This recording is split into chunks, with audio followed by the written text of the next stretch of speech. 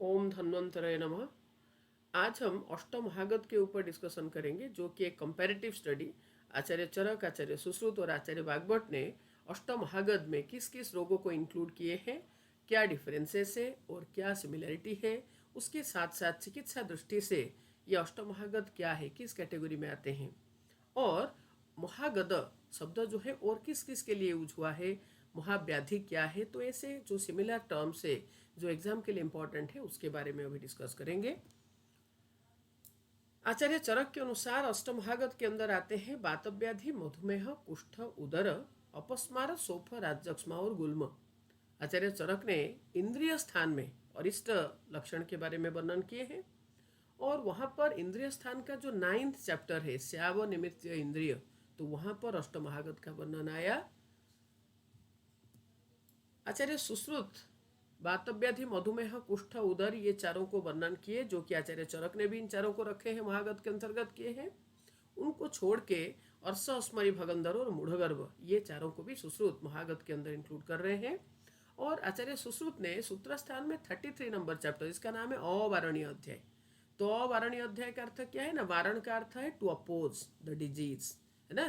तो जो वारण योग्य नहीं है, जो चिकित्सा योग्य नहीं है, इसका अर्थ है जो वर्जनीय है वैद्य के लिए, है ना।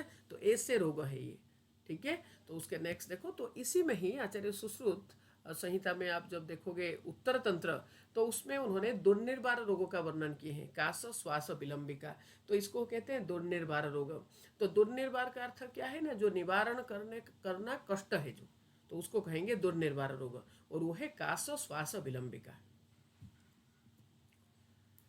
आचार्य वाग्भट अष्टम महारोग नाम से इसको वर्णन किए, उन्होंने अष्टम महागध नहीं कहे।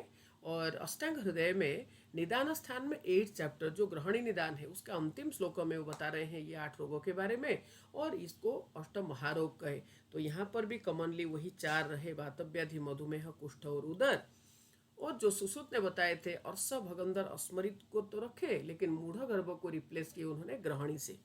और जो मुझे समझ में आता है कि क्यों उन्होंने मूढ़ गर्भ को एक्सक्लूड किए यहाँ से, तो उसके पीछे ये कारण है कि मूढ़ गर्भ सिर्फ एक फीमेल में ही होता है। दूसरा चीज है, सारे मूढ़ गर्भ जो है वो महागध नहीं होंगे। आचार्य सुश्रुत अवारणीय अध्याय में क्लियरली वहां पर वर्णन कर रहे हैं कि मूढ़ गर्भ में अगर स्पेसिफिकली ये लक्षण मिलता है तो वो मूढ़ गर्भ अवारणीय है। तो आचार्य भागवत ने मूढ़ गर्भ के जगह पे ग्रहणी को इंक्लूड किए हैं अष्टमहारोग में। अष्टमहागध को छोड़ के महाव्याधि का भी वर्णन हुआ है। आचार्य चरक महाव्याधि कहते हैं हलीमक को। हलीमक का वर्णन आता है पांडु चिकित्सा में।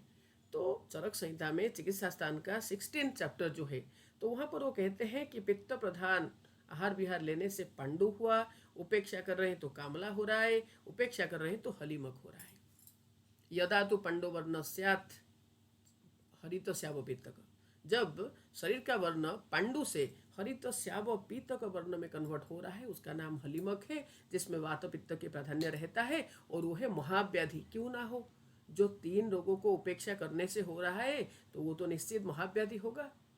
आचार्य सुश्रुत महाव्याधि कहते हैं श्वास को, क्योंकि श्वास जो है, ये शब्द से आपको पता चल रहा है कि प्राणभ स्रोतस का रोग है ये, है ना। और प्राणभ स्रोतस तो आपके प्राणों को कैरी करता है ना, तो इसलिए वो भी महाव्याधि है। तो सुश्रुत कहते हैं महाव्याधि, चरक कहते हैं श्वास को महाव्याधि सुश्रुत कहते हैं, चरक महाव्याधि कहते हैं हलीमक को। महागध आचार्य चरक ने अतत्व अभिनिवेश का पर्याय मानते हैं। जब हमने सूत्र स्थान का 19 चैप्टर अष्टोदरी अध्याय, जिसको हम रोग संग्रह अध्याय भी कहते हैं, तो वहां पर वो महागध के नाम से वर्णन किया अतत्व अभिनिवेश को, जिसका भेद उन्होंने संख्या में 1 बताए। और ये अतत्व अभिनिवेश को छोड़ के रक्तपित्त, शोथ, मदात्य और राजक्षमा, उसके संदर्भ में भी आचार्य चरक ने महागध शब्द को प्रयोग किए हैं।